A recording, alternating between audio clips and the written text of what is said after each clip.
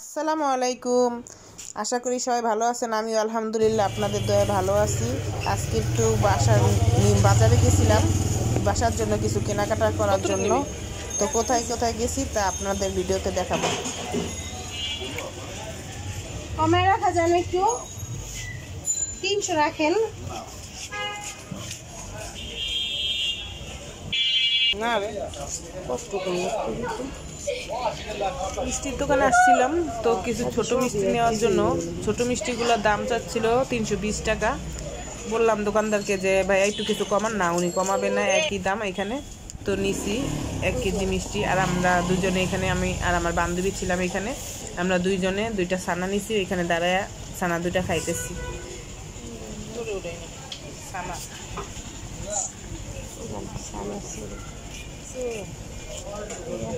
খাওয়া শেষে তো আমরা ফলের দোকানে চলে আসলাম আসার জন্য কিছু ফল নেওয়ার জন্য। তো ফল নিছি। এবার বাসার দিকে যাচ্ছি, হঠাৎ দেখি রাস্তায় কিছু বিড়াল শুয়ে আছে, মা এবং বাচ্চারা। ওদের কত শান্তি, তাই না? ওরা রাস্তার ভিতরে ঘুমায় আছে, ওদের কোনো চিন্তা নাই, ভাবনা নাই, ওরাই ভালো আছে।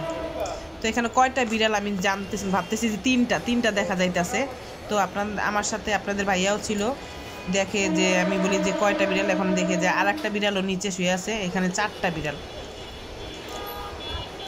বিড়াল এখানে আছে, মাশাআল্লাহ।